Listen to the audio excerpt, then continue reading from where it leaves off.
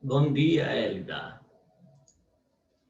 Hoje eu me atrasei uns 2 minutinhos. Eu dormi muito. Aí peço desculpa. Bom dia, Fernanda. Desculpa o atraso. Desculpa o meu atraso. Bom dia, Fernanda. Bom dia, Hélida. Vamos começar já já. Só um minutinho mais. Só organizar aqui. Vou fazer a chamada.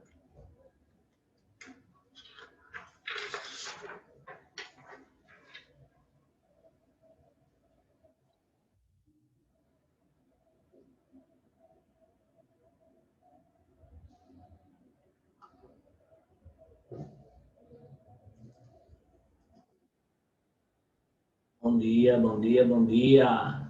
Bom dia, Francisco. Bom dia, Amanda. Vou colocar o nome aqui. Hoje eu cheguei atrasado, que eu fiquei com sono demais. Eu estava com sono, aí eu dormi demais, passei da hora. Aí eu peço desculpa, viu? A gente é a penúltima aula. Sexta-feira que vem é a última aula da gente. Deixa eu olhar aqui o calendário. Depois disso, é só a semana de prova. Tá certo? Então, nós temos hoje para falar sobre o conteúdo e a semana que vem para falar sobre o conteúdo também. Aí nós vamos fazer a prova bimestral, a AV2, certo? A AV2. Dia 18, mandei já lá no Google Sala de Aula o calendáriozinho para vocês pegarem e já indo fazendo uma revisão, né, vendo a videoaula que está gravada. Então, vocês dão uma olhada lá e a gente vai fixar melhor hoje, tá certo? Deixa eu ver aqui. Cadê o material? Deixa eu abrir aqui ele. Tá aqui.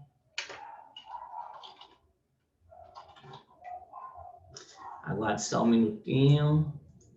Enquanto isso, eu vou fazendo a chamada. Aqui, Amanda, Hélida, vou anotar os nomes. Amanda, Hélida, Fernanda e Francisco. Hoje é a penúltima aula.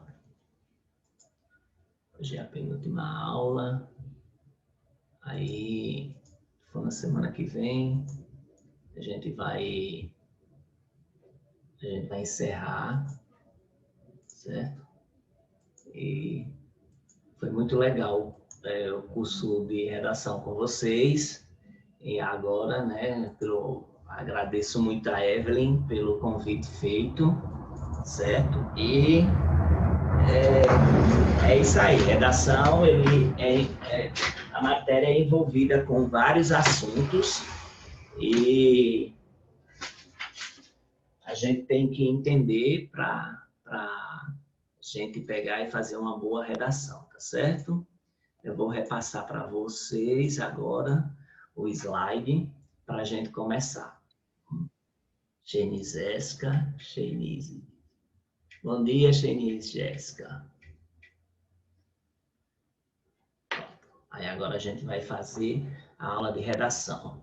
Como eu já disse a vocês, nossa aula é a penúltima aula, semana que vem é a última, e depois a semana de provas. Aí encerramos todo o conteúdo.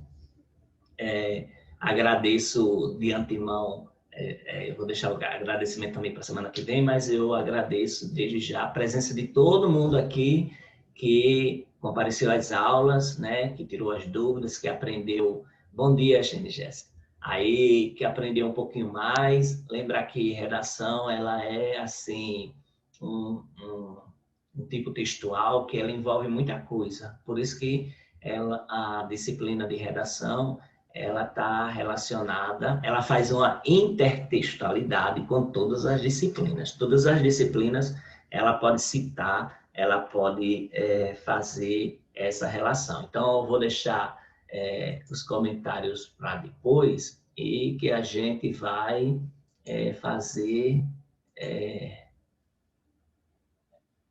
fazer aqui a nossa aula.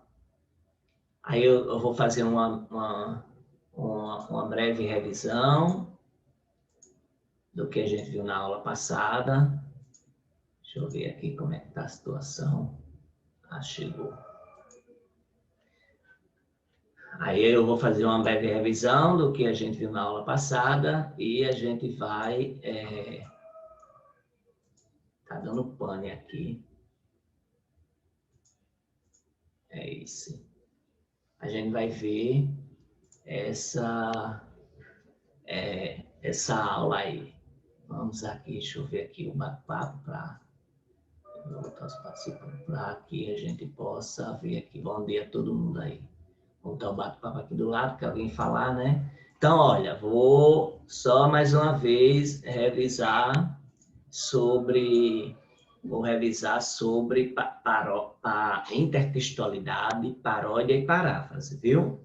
Aí nós temos alguns textos que eles são citados por outros escritores, uma imagem é refeita, deixa eu ver aqui, uma música ela pega um trecho de um poema, então isso é chamado de intertextualidade, certo? É fácil de identificar. A pessoa, geralmente, todo mundo conhece, né? Água mole, pedra dura, tanto bate até que fura. Aí são ditados ou frases assim, ou textos que nós temos a intertextualidade. Aí Renato Russo, ele diz que sei que às vezes uso palavras repetidas, mas quais são as palavras que nunca são ditas? Então, ele está usando uma intertextualidade. Como eu disse, numa música, no poema, a gente tem a intertextualidade, certo? Especialmente quando aquele poema, aquele texto, ele fixa na nossa mente e a gente usa ele em qualquer situação, certo? Então, isso é chamado de intertextualidade. A intertextualidade é esse processo de criação de relação entre o texto original e o texto que a gente vai fazer. Enquanto que a paráfrase é você recontar com as suas próprias palavras, certo? Então, a gente tem, por exemplo, as historinhas que nós sabemos, ou alguém conta, e aí, como foi o jogo do Flamengo, não sei o quê, papapá. Aí a pessoa fala o jogo todinho, então ele está fazendo uma paráfrase, porque ele está contando com as palavras dele aquela situação. Aí eu falei para vocês na aula passada sobre a música Monte Castelo, de Renato Russo, Legião Urbana, né? E a música ela traz uma intertextualidade com o hino, com 1 Coríntios 13 e o poema Amor é Fogo que Arde Sem Se Ver, de Camões, certo? Então, que Camões era um escritor português. Aí a gente viu qual foi a relação, né? Aí está na tela o 1 Coríntios 13, certo? E as partes que o Renato Russo ele pegou para colocar no seu, fazer a relação do poema. E esse é o poema de Camões, né? Esse é o poema de Camões, que a gente já viu na aula passada, e ele é que vai dizer ele que vai dizer, bom dia, Davidson.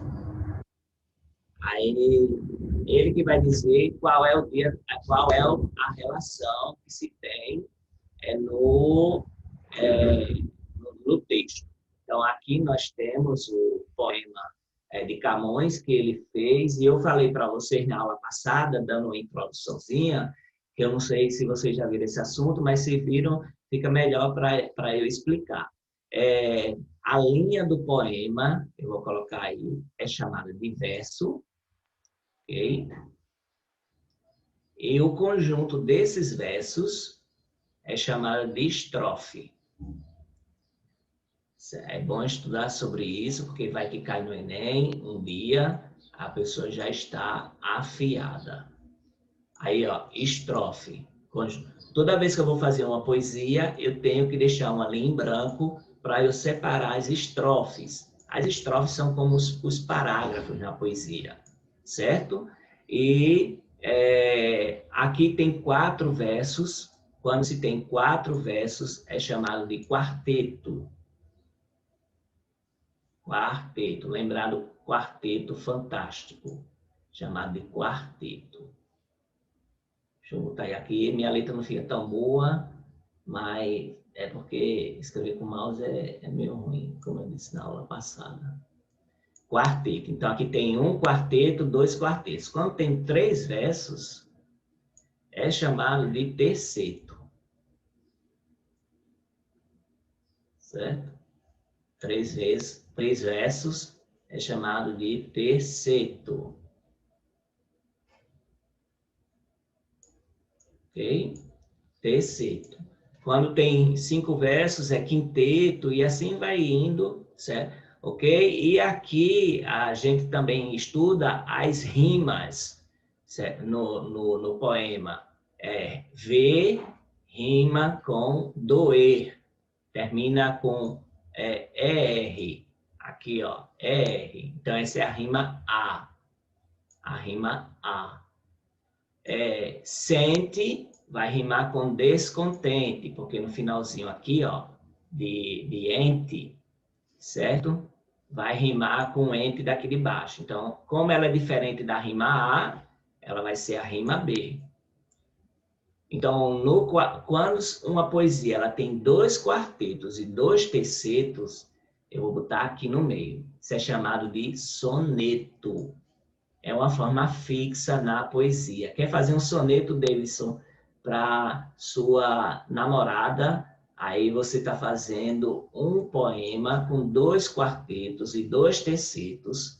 E esse poema tem essa forma fixa e ele vai expressar todo o sentimento da poesia clássica na composição que você for fazer. Aí você quiser fazer um poema para sua namorada, você pode fazer aí, viu, Davidson? Aí tá. Ou se você quiser, ó, ganhar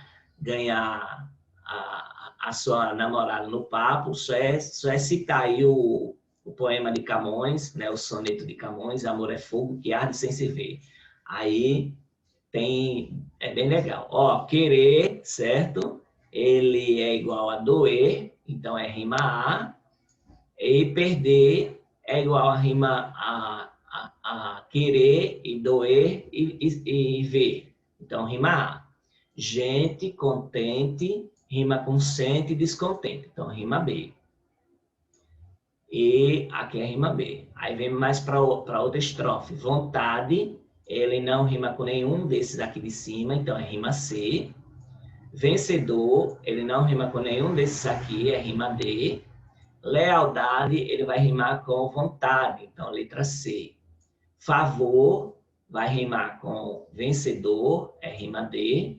E amizade, vai rimar com lealdade e vontade, rima C.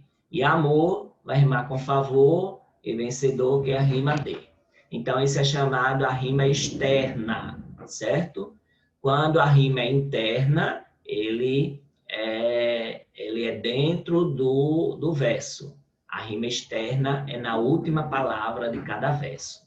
Ah, eu esqueci de dizer uma coisa. Tem também a divisão da sílaba na poesia. Ela parece com a divisão normal das palavras, mas ela só tem uma característica diferente. Aliás, 2. Aí eu vou explicar agora para vocês se alguma prova, um concurso ou a prova do Enem vier perguntando sobre a divisão da sílaba na poesia, aí vocês se liguem aí, porque eu vou explicar agora, certo? Olha, eu vou fazer com esse versozinho aqui, mas eu vou pegar somente uma estrofe. Vou pegar essa estrofe aqui, ó, certo? Aliás, vou pegar somente esse verso. Dessa estrofe, eu vou pegar somente esse verso. Aí eu vou separar com barras, ó. É, que, re, está, preso, por, von, tá. A última sílaba não conta porque ela é sílaba átona, certo? Então, quantas sílabas poéticas tem aqui? 1, 2, 3, 4, 5, 6, 7, 8, 9, 10. São 10 sílabas poéticas. 10 sílabas poéticas, ele é chamado de versos decassílabos. São versos decassílabos, são 10 sílabas poéticas, viu? Aí nós temos 10 sílabas poéticas aqui. Como é uma poesia fixa, como eu já falei para vocês, o soneto ele tem 2 quartetos e 2 tercetos. Ele é uma poesia fixa. Você vai sempre saber que ele, se ele tiver 10 sílabas na poesia, todos os versos, ele vai ter também 10 sílabas poéticas, viu? Aí vem aqui a particularidade, vamos lá para a particularidade, certo? Vamos pegar esse verso, deixa eu ver aqui, vou pegar aqui. Amor é fogo que arde sem se ver. Deixa eu só tirar isso aqui, porque aqui eu vou precisar dela. Pronto. Aí eu vou precisar dela aqui. Ó, vamos lá. Dividindo como se fosse dividir a sílaba normal das palavras. Amor é fogo que ar. Olha, toda vez que termina com vogal e a outra sílaba começa com vogal, isso se torna uma só sílaba. Então, essa é a diferença, certo? Então, aqui terminou com e a próxima sílaba terminou com A. Então, ela começou com A, terminou não, ela começou com A, refazendo a frase. Quando uma sílaba, ela termina, na poesia, ela termina com vogal e a outra inicia com vogal, se torna uma só sílaba, certo? Então, aqui, ó, que termina com e arde termina com começa com A. Então, aqui vai ser nesse ar, a gente coloca a barra, né, para fazer a divisão. Então, que arde sem se ver. Então, 1, 2, 3, 4, 5, 6, 7, 8, 9, 10. São 10 sílabas poéticas. Então, o soneto aqui de Camões, ele teve 10 sílabas poéticas, viu? Vou passando agora, ok? Lembrar que essa é a nossa penúltima aula de redação, certo? E as despedidas a gente faz na próxima aula, que é a última. E de hoje a 15 dias tem prova, viu? Prova lá no Google Sala de Aula. Então, esse é um poema do Luiz Vaz de Camões, que está lá na música que a gente já analisou.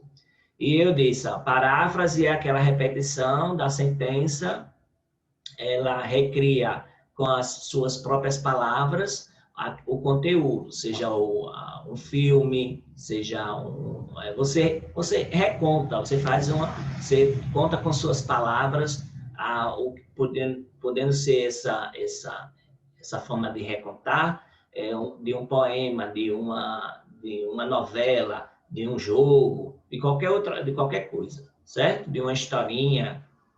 Aí, olha, a intertextualidade, que é a relação entre os textos, ela vai ser bem clara nessa poesia, nessa letra de canção de Legião Urbana, né? Então, ele fez uma relação da música com o texto da Bíblia e com Camões, certo? E A música ela foi lançada em 1985. Essa música teve, assim, poderia ter sido feita com outros textos, né? Mas ele decidiu construir somente com a citação daqueles dois textos, né? A música foi composta do poema e do texto da Bíblia, certo? A paráfrase, como eu já disse, era a recriação do que foi escrito, né, mantendo a ideia original, mas ali não é uma paráfrase literal, é mais uma citação, mas a gente bota como paráfrase numa forma ampla, certo? Aqui, ó, outro exemplo de intertextualidade é essa canção do exílio de Gonçalves Dias, certo? É Gonçalves Dias, viu? Eu disse na outra aula errado, mas agora estou retificando. Mas na hora eu lembrei que era Gonçalves Dias. Aí ele está lá em Portugal, né, sentindo falta do Brasil.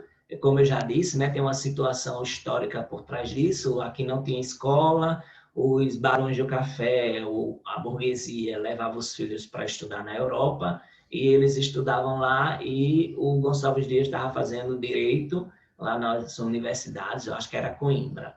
E ele fez essa poesia sentindo saudade do Brasil. Disse que o Brasil não tinha nenhum problema, era uma coisa maravilhosa e tal. Ele esqueceu os problemas do Brasil e só colocou as coisas boas, que é uma das críticas em cima do texto Canção do Exílio, né? Exilar, a pessoa está em exílio, é quando a pessoa está fora do país e ela não pode entrar no país até ter o perdão do político, do Congresso, coisas assim, que foi o que aconteceu na ditadura militar, certo? Muitos artistas foram exilados, certo? Ok?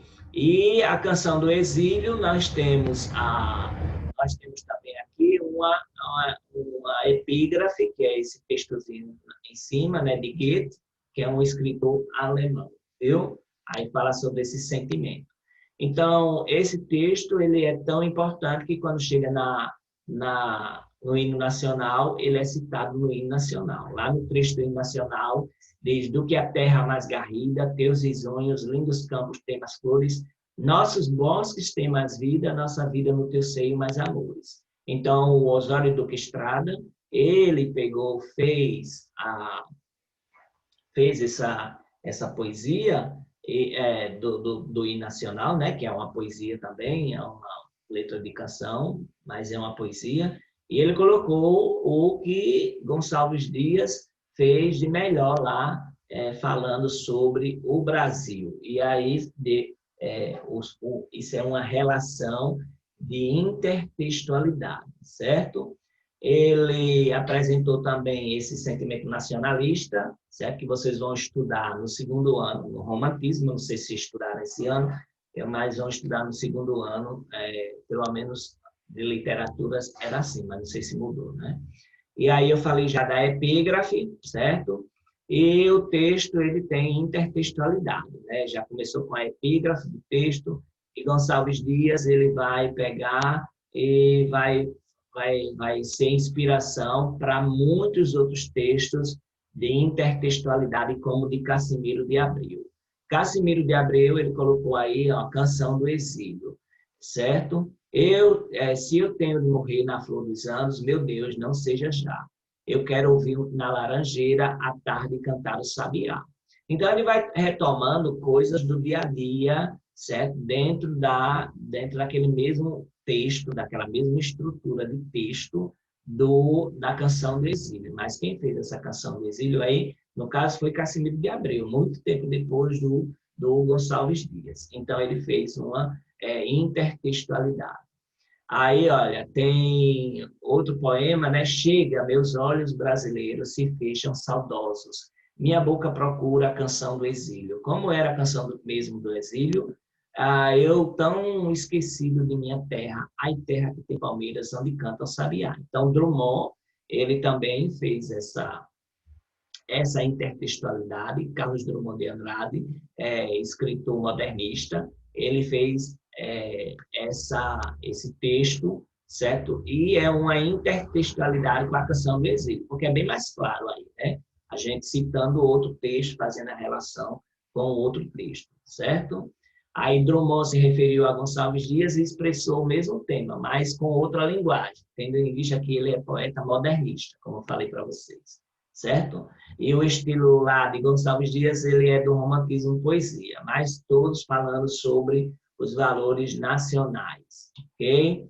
Observe mais um poema de Carlos Drummond de Andrade, certo? Numa nova canção do exílio. Então, a canção do exílio de Gonçalves Dias e agora uma nova canção do exílio, isso é chamado de intertextualidade. Isso cai muito no Enem, viu? Quando ele faz a relação dos textos com uma tela, de um texto com outro texto, de uma tela com outra tela, ele faz essa relação quando se tem o mesmo assunto. Aí vamos lá, nova canção do exílio, um sabiá na palmeira longe, estas aves cantam um outro canto, o céu cintila sobre flores úmidas, vozes na mata e o maior amor. Só na noite seria feliz um sabiá na palmeira longe. Onde é tudo belo, é fantástico, só na noite seria feliz um sabiá na palmeira longe, ainda um grito de vida e voltar para onde é tudo belo, é fantástico, a palmeira, o sabiá, por longe. Então, ele, de uma forma crítica, usando a conotação, que é uma linguagem figurada, ele faz uma certa crítica à situação, né? Que era tudo longe, o sabiá, a palmeira. Em outras palavras, a gente pode até interpretar que ele está falando sobre o desmatamento, sobre a matança da fauna, certo? E que estava tudo longe da pessoa. Então, aí tem várias formas de interpretar o texto da poesia. Aí, ó, é evidente uma releitura de Gonçalves Dias, né? Está lá no título, e ele fala também com as palavras sabiá e palmeira, certo? O lugar idealizado pelo poeta é indeterminado, e essa paráfrase é criada para abordar os lugares míticos presentes na nossa imaginação, associada à terra natal, né? Como, por exemplo, antigamente se falava que aqui no Brasil era um paraíso na terra, né? Quando os invasores portugueses chegaram, eles achavam que iam encontrar ouro, né, no chão, diamantes, pedras preciosas, com aquele mito o mito da terra que tinha muito ouro, tal. Eu esqueci o nome do mito, estava aqui no meu pensamento, eu esqueci. Meu Deus do céu, que os marinheiros eles se aventuraram pelo meio do mar justamente por causa que ele tinha o mito do rei Midas, o mito do rei Midas, onde tudo era ouro, certo? Que o rei Midas, tudo que tocava virava ouro. Aí essa cidade ficou abandonada, né? E todos os marinheiros daquela época, eles iam atrás dessa cidade de ouro, certo? Com tudo de ouro. Aí é também uma idealização, certo? Da imaginação, é uma forma também de ver, ver a intertextualidade. Olha, conotação é o sentido figurado da palavra, certo? E denotação é o sentido literal. Se eu digo assim, Davidson tem um coração de pedra, eu estou dizendo que David é uma pessoa ruim, é uma pessoa que não tem sentimento, certo? Então, eu estou usando uma figura, uma linguagem chamada conotação. Conotação é o sentido figurado, mas denotação é o sentido real, é o contrário. Eu digo assim, o muro da casa de Davidson é de pedra, então eu estou usando pedra no sentido literal, no sentido do dicionário. Enquanto que se eu disser que Davidson tem um coração de pedra, eu estou dizendo que ele não tem sentimento, é uma pessoa que não tem sentimento, uma pessoa que tem ruindade no coração, essas coisas todinhas, né? Que é o bruxo má, né? Como diz como diz o conto de fadas, certo? Então, nós temos a linguagem conotativa e a linguagem denotativa, certo? E deixa eu só... É brincadeira, viu, Deise? Eu sei que você tem um coração muito bom, só peguei seu nome aqui, de gaiato só para bagunçar, viu? Tá bom? Aí nós temos a linguagem de conotação e a linguagem de denotação. Quando a gente vai usar uma poesia, a gente está usando a linguagem de conotação. Quando a gente vai falar quando a gente vai falar sobre, deixa eu ver aqui, quando a gente vai falar sobre uma reportagem, aí usamos a denotação, sentido literal, né? Bandidos assaltam a cidade de Criciúma, em Santa Catarina. É isso mesmo, não tem outra interpretação. Mas se eu digo que o amor é fogo que arde sem se ver, é ferida que dói, não se sente, é um contentamento descontente, é dor que desafina sem doer. Então, eu estou usando a linguagem de conotação, viu? A linguagem de conotação. Então, essa linguagem de conotação, ela é bem forte. Ela é bem forte no sentido de ser uma linguagem que muda o sentido, é um sentido figurado, né? É igual aquelas figuras de linguagem, né? Cataclés, não sei o quê e tal, aí que tem pé de mesa, né? O sentido fora do comum, viu? É a mesma coisa. A linguagem é do a linguagem da conotação é o sentido fora do comum. Observe esse poema de Mário Quintana. Minha terra não tem palmeiras e em vez de um mero sabiá cantam aves invisíveis nas palmeiras que não há. Minha terra tem refúgios, cada qual com a sua hora, nos mais diversos instantes, mas onde o instante de agora? Mas a palavra onde, terra ingrata, ingrato filho, sobre os céus de minha terra, eu canto a canção do exílio. Então, aqui ele faz uma crítica, né? Aqui é a crítica bem clara, que ele diz que não tem palmeiras, que as aves estão invisíveis, não tem um mero sabiá, certo? Que eram tantos, mas hoje não tem mais nenhum. A terra tem refúgio, cada qual com sua hora, nos mais diversos instantes, e aqui tem toda uma crítica, pode fazer uma análise de várias situações que a poesia ela requer para a intertextualidade. Aí, minha canção. Então, quando ele cita Minha Terra Não Tem Palmeiras, ele está citando a canção do exílio. Então, é chamado de intertextualidade. Aí, Mário Quintana cita no seu poema A Canção do Exílio, de Gonçalves Dias. Aí ele aborda a temática de forma contrária da original, certo? Ele questiona até o texto, né, na Canção do Exílio, isso é chamado de intertextualidade, certo?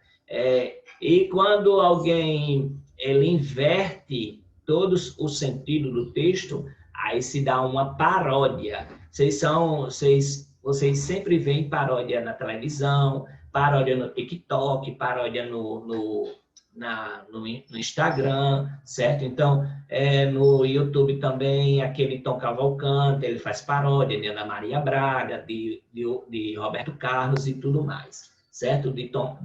De Roberto Justo também. Então, quando se bagunça com o texto, é chamado de paródia, certo? Então, Canção do Exílio de Gonçalves Dias e Minha Canção de Mário Quintana, ele faz uma paráfrase desses poemas. A gente pode fazer uma paráfrase desse poema, que a gente não vai fazer nesse momento, certo? Olha, quando a gente vai fazer alguma reescritura, a gente pode usar alguns termos para se reescrever a frase ou o texto. A gente pode usar sinônimos, certo? A gente pode usar antônimos apoiados em palavras negativas, a negação do antônimo, aí dá o sinônimo. Mudança de ordem dos termos do período, omissão de termos que podem ser facilmente subtendidos, mudança da voz verbal. Aí a gente só tem que ter cuidado quando a gente for fazer uma paráfrase para não haver perda de sentido quando a gente for reescrever, certo?